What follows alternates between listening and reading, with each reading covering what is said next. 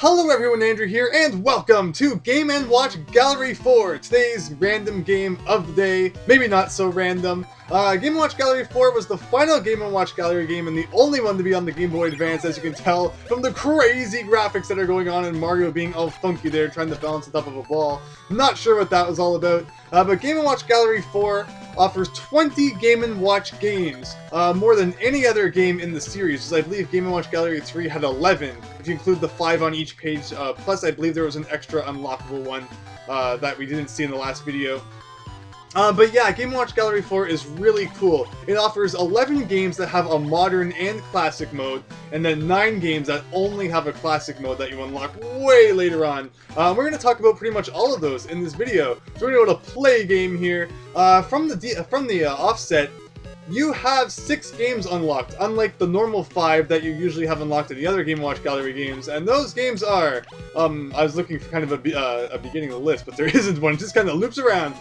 Fire, Boxing, Rain Shower, Mario Cement Factory, Donkey Kong Jr., and Donkey Kong 3. So definitely some of the ones here that we saw in my Game & Watch display video from a couple of days ago, and also some of the versus system ones as well, such as Boxing and Donkey Kong 3, where it's you can play 2 players with the 2 controllers that come out of it, which is really cool. If you go to the other page, we have Chef, Mario Bros, Donkey Kong, Octopus, and Fire Attack. Mario Bros being in originally also in Game & Watch Gallery 3, Donkey Kong being in Game & Watch Gallery 2, Octopus being in Game & Watch Gallery 1, and Chef being in Game & Watch Gallery 2, as I don't believe Fire Attack was ever featured in any of the other Game & Watch Gallery games.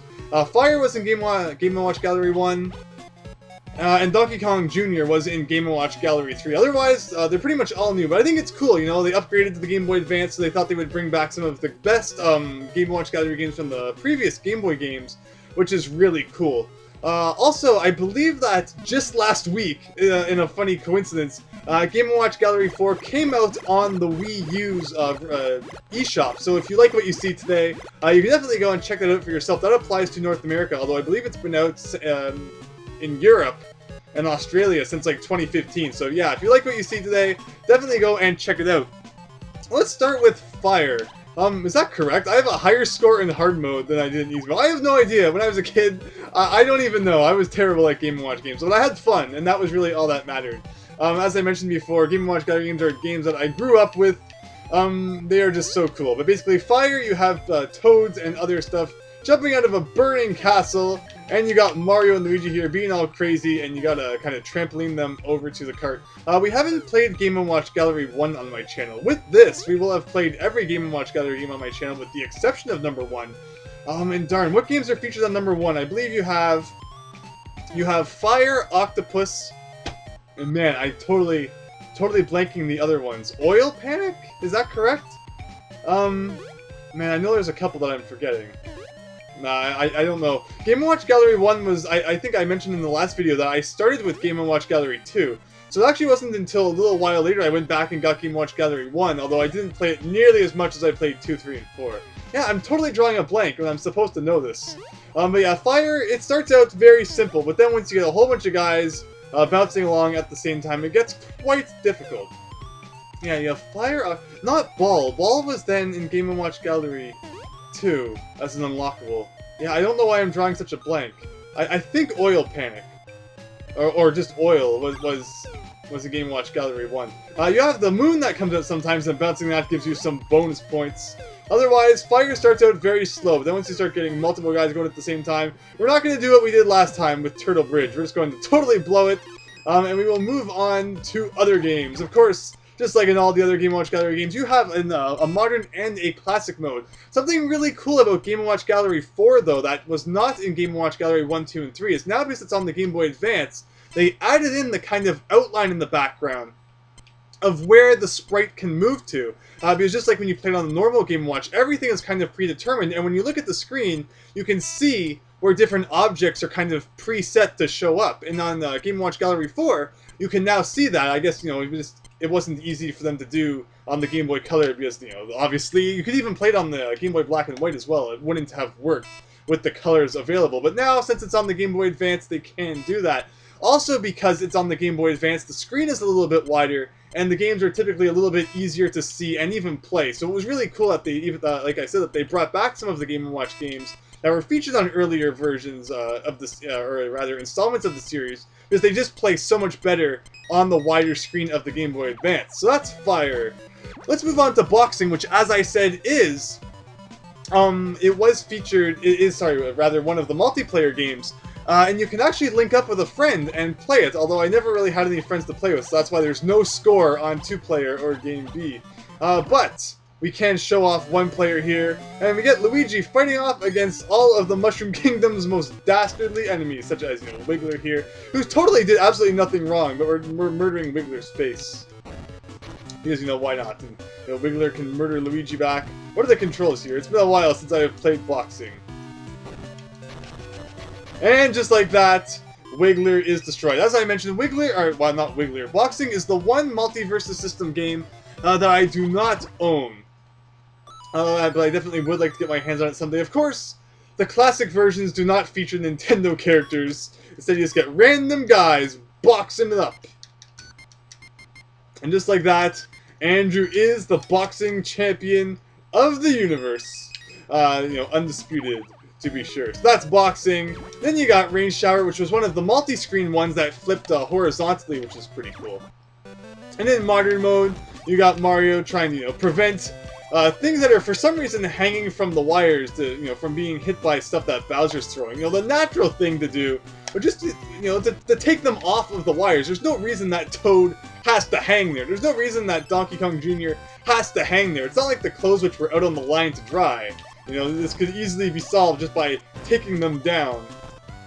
But you wonder if maybe the Game & Watch Gallery games are kind of like Mario Party 2, where it's all just a play. Bowser and everyone, they're all kind of just playing along, and it's not actually like they're in any kind of real danger. And Bowser, he's just doing his job and probably being paid minimum wage for it.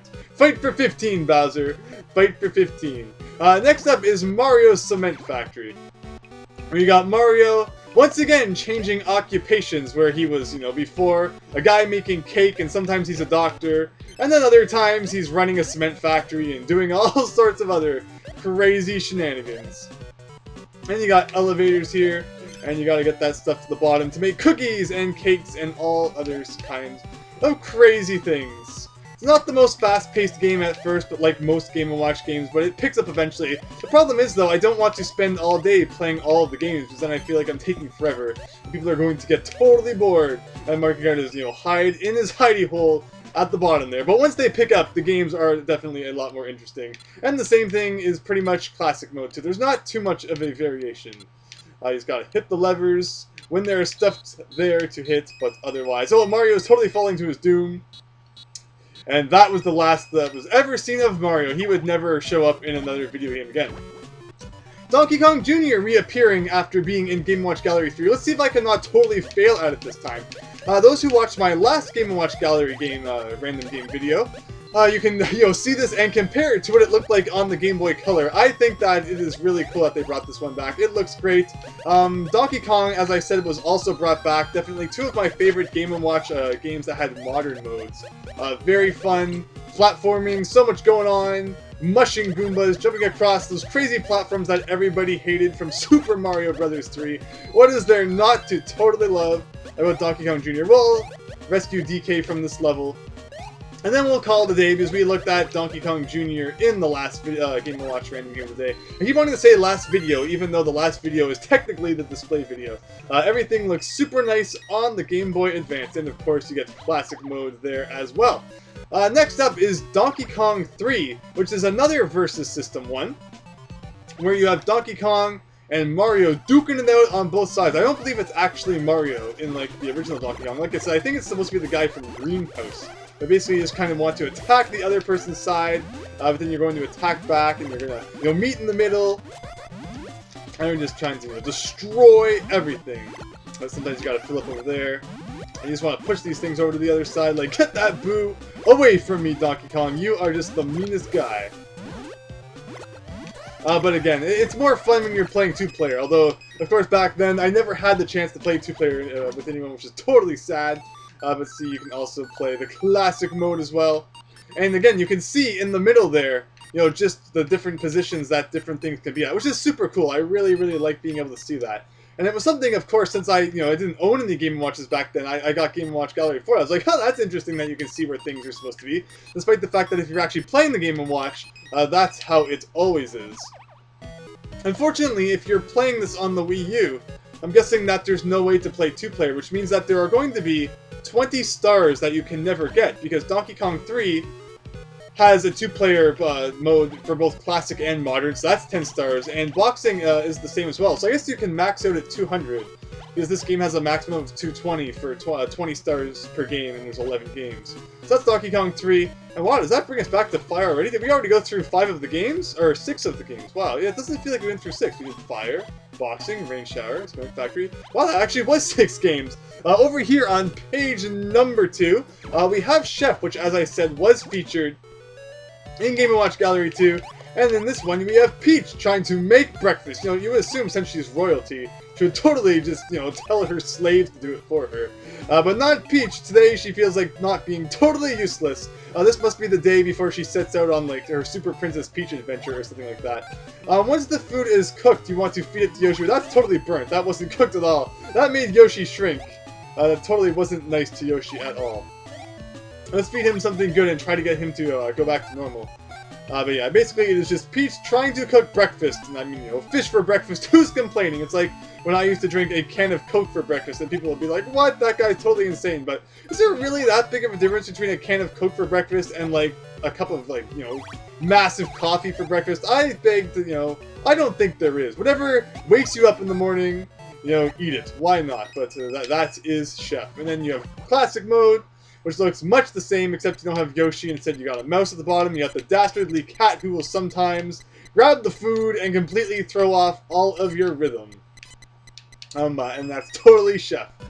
If we go back, we have Mario Bros, which was featured in in the Game & Watch Gallery 3.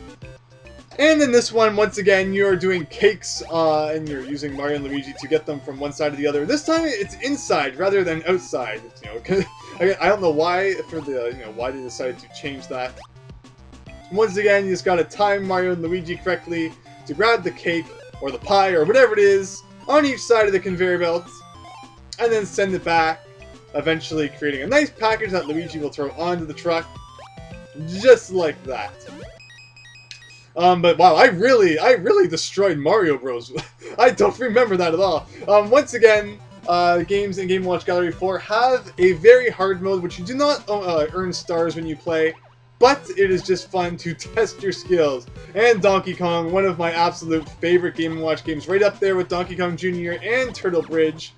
Featured originally in Game & Watch Gallery 2, it is just a classic, and I can play Donkey Kong Game & Watch modern mode all day long. All about getting to the top there, destroying DK. Let's do very hard mode and see if I can hold my own in that. I don't think did I ever even show off a very hard Game & Watch game? I'm not sure if I did, but you see DK is just pulling out all the stops there, throwing barrels at our face, and we got Koopa Troopa guy coming at us, but we're going to have to destroy him because sorry, it's just kind of the way it has to be. So yeah, definitely, as you can see, more difficult than easy mode was for sure. Yeah, definitely. What's my high score here? 296. Not terrible. Very hard. But I pressed A. I call total shenanigans on that one. I'm pressing A. Sometimes the controls of Game & Watch games can be kind of debatable. Where you're like, I totally pressed A, and then the game just like doesn't care. Doesn't even want to hear it. Let's see if we can beat the first level. Also, I've always loved the music from this. I've always loved the modern mode, as I've said multiple times now, but I just can't get enough of it. It's just super great. And when I realized that it came back in Game & Watch Gallery 4, I was super happy. Because, I mean, of course, you start with 6 games, but you have no idea what 5 games you're going to eventually unlock. I mean, these days, they would totally be DLC, and the front of the box would totally be like, hey, there's 11 games. Like, you realize that they're actually, it sounds much better, like, obviously on the front of the box, the more games that are advertised. But they didn't care back then, because back then, in the early 2000s, and of course even before that, it was all about, unlockables and playing the game and becoming better at it and unlocking new things. But these days, nobody cares about that. People just want to, pay their $5 and unlock all of the characters right off the bat, which I think is really sad. Back when Smash Bros. Melee was out, it was awesome being the kid who had all of the characters unlocked. Everybody wanted to come over to your house and play Smash Brothers Melee because you had everybody. Now these days, just some guy pays like 20 bucks and they have all the characters, and that's no fun. It was fun, actually working for it, leaving your GameCube on all night long to unlock Mewtwo.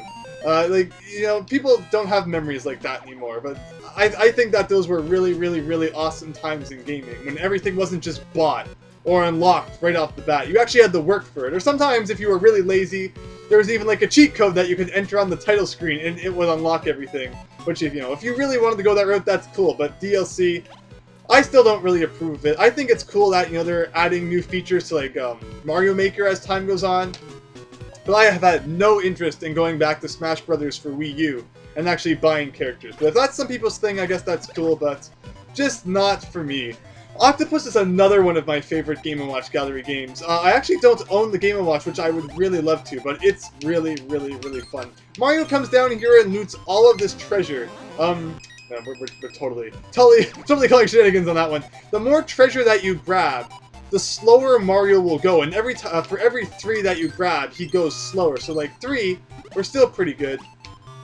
We're gonna go up to 6 now, and you'll notice he's a little bit slower, but if you go past 6, so 7, 8, 9, he'll be slower, and then past that, he's even slower. For the number of items that you grab from the chest, it multiplies that by 2 when you get back to the ship. So as you saw, we grabbed 6 items, and then when we got back to the boat, it multiplied the 6 by 2, so we got 12 extra points. And I'm usually better at this, but I'm totally trying to spend too much time talking and explaining everything. And as you see, right now we grab 6, but if we go for 7, Mario's going to get quite a bit slower. You can press the B button to throw your loot if you think you're in danger, and then it will kind of speed you back up again. You can also throw the loot at the tentacles to slow them down, or to damage them. Like that. And it will, he won't use that tentacle again for a little while, but I've never really saw much point in doing that. Like, it doesn't seem to do it long enough for it to really be worthwhile. I usually just grab 6 at a time and then run back to the boat. And that seems to be the best way to rack up score in this game. But my favorite part about this game is probably the music. Again, music, of course, the classic versions didn't have music like the modern ones do. But I mean, I just love underwater, deep sea themed music, as well as space music and factory music. Definitely 3 video game music themes that I can always get behind.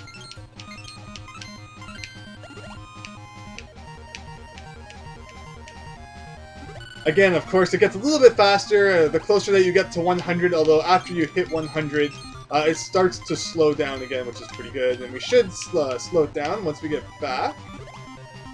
Just gotta be careful and hide in the correct places.